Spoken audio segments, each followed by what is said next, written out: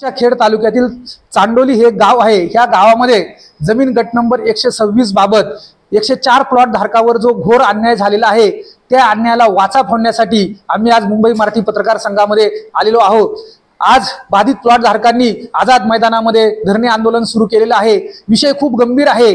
खेडच्या तत्कालीन तहसीलदार सुचित्रा आमले यांनी जानेवारी 2020 मध्ये स्वतःच्या अधिकारात भोगवटा 1 ची परवानगी दिली, अकृषक परवाना घेतला आणि एवढंच नाही तर 50% नजराना सुद्धा भरून घेतला आणि त्यामुळे 7/12 वरील अटी शर्ती ज्या आहेत त्या कमी झाल्या आणि त्या अटी शर्ती कमी झाल्यानंतर ती जी जमीन आहे कोणालाही विकत घेण्यासाठी पात्र झालेली होती आणि त्यामुळे या प्लॉट धारकांनी गरिबांनी गोरगरिबांनी पै पैसे जमून ती सर्व गुंतवणूक जी आहे ती प्लॉट खरेदी करण्यामध्ये केली आणि यानंतर अनेक चुकीच्या बाबी घडल्या गेल्या। पुण्यातील कुळ कायदा शाखा जी जिल्हाधिकारी कार्यालयात आहे त्या कुळ कायदा शाखेने सदर जमिनीबाबत अटी शर्तीचा भंग झाल्यामुळे खेडच्या तहसीलदारांना निर्णयासाठी प्राधिकृत केलं आणि खेडच्या ज्या तहसीलदार होत्या ज्योती देवरे यांनी ज्या सुचित्रा आमलेंनी अटी शर्तीचा भंग केला त्या सुचित्रा आमले ह्या शासनाच्या तहसीलदार होत्या, म्हणजे शासनच होतं आणि त्यांच्यावर कोणतीही कारवाई न करता, त्यांना कोणती नोटीस न बजावता, त्यांचा कोणताही खुलासा न घेता राजकीय हेतूने राजकीय दबावातून एका मोठ्या लोकप्रतिनिधीच्या दबावातून ही जमीन सरकार जमा करण्याचा निर्णय ऑगस्ट 2024 मध्ये घेतला।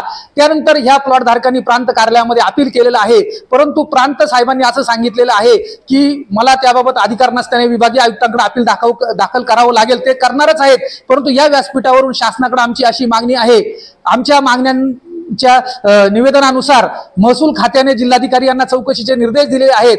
तसेच काल स्वतः मुख्यमंत्री सचिवालयामध्ये मी विद्याधर महाले जे खाजगी सचिव आहे मुख्यमंत्री महोदयांचे त्यांची भेट घेतली आणि त्यांनी सुद्धा तातडीने जिल्हाधिकारी यांना लेखी निर्देश दिलेले आहेत कार्यवाहीचे मुख्यमंत्र्यांच्या वतीने। एवढंच नाही तर जिल्हाधिकारी कार्यालयासमोर सुद्धा 9 एप्रिल रोजी आम्ही सर्वांनी प्लॉट धारकांनी आंदोलन केलं होतं। त्यावेळी जितेंद्र दुडी जे पुण्याचे जिल्हाधिकारी त्यांनी 10 दिवसात चौकशी अहवाल मागून कारवाई करतो असं सांगितलं आहे। आमची एकच मागणी या ठिकाणी आहे, ज्या तहसीलदाराने चुकीचं भोगवटा 1 केलेले त्या तहसीलदारावर कारवाई झाली पाहिजे आणि दुसऱ्या ज्या तहसीलदार आहेत ज्योती देवरे यांनी सरकार जमा करण्याचा निर्णय घेतला त्यांची जी नियुक्तीच आहे ते मुंबई हायकोर्टाने 6 मार्च रोजी बेकायदा ठरवली आणि 26 मार्च रोजी शासनाने त्यांना पदमुक्त केलं। जर त्यांची नियुक्तीच बेकायदा आहे तर त्यांचे निर्णय तरी वैध कसे? त्यामुळे ह्या दोन्ही तहसीलदारांनी जे चुकीचे निर्णय घेऊन ह्या 104 प्लॉट धारकांचं आयुष्य अंधारमय केलेलं आहे त्याबाबत शासनाने तातडीने स्थगिती द्यावा आणि वरिष्ठ न्यायालयामध्ये जोपर्यंत अंतिम निर्णय होत नाही तोपर्यंत यांना दिलासा द्यावा अशी ठोस मागणी या ठिकाणी आम्ही करतोय। ज्यावेळेला शासनाला एखादी जमीन ताब्यात घ्यायची असते त्यावेळेला शासन त्या जमिनीची चतुर्सीमा त्या पद्धतीने त्याची गटवारी करून संपूर्ण मोजणी करून देतो।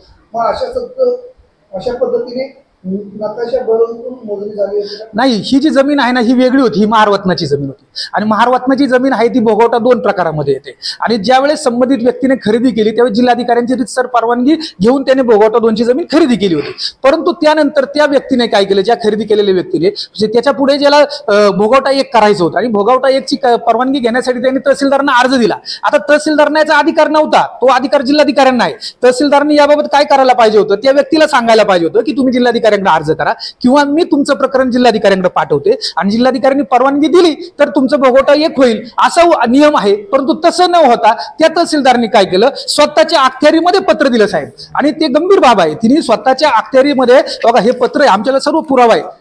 तिने ते पत्र जे आहे ते 17/1/2019 चं आहे, ते 2020 रोजी ते पत्र तहसीलदारांनी दिलं तलाट्यांना की अशा नोंदी करून घ्याव्यात। आता नोंदी वगैरे झाल्या, 7/12 कोरा झाला, अटी शर्ती कमी झाल्या। आज तिथं पोलीस अधिकाऱ्यांनी कर्मचाऱ्यांनी जागा खरेदी केली, महसूल खात्याच्या कर्मचारी कुणी खरेदी करणार ना, गोरगरीब पण खरेदी करणार, 7/12 ओके। आणि आता तुम्ही सरकार जमा करण्याचा निर्णय का केला गेला, एका व्यक्तीने तक्रार केली, तक्रारीमध्ये काय म्हणलं त्याने अटी व शर्तीचा भंग झाला। आता अटी व शर्तीचा भंग कुणी केलाय व तहसीलदारांनीच केलाय, प्लॉट धारकांनी नाही केला, त्या खरेदी घेतलेल्या ज्या व्यक्तीने त्यांनी पण नाही केलेला। अटी शर्तीचा भंग कुणी केलाय, तहसीलदारांनी। आणि जर तुमच्या तहसीलदाराने तो भंग केलाय, तुम्ही 50% नजरानं पण भरून घेतलंय, शासनाच्या याच्यात कोणतंही नुकसान झालेलं नाही, मग तुम्ही त्या तहसीलदारांना निलंबित करा, पडतर्फ करा, यांची जमीन का सरकार जमा करता, हा आमचा एकच आवाज येतो।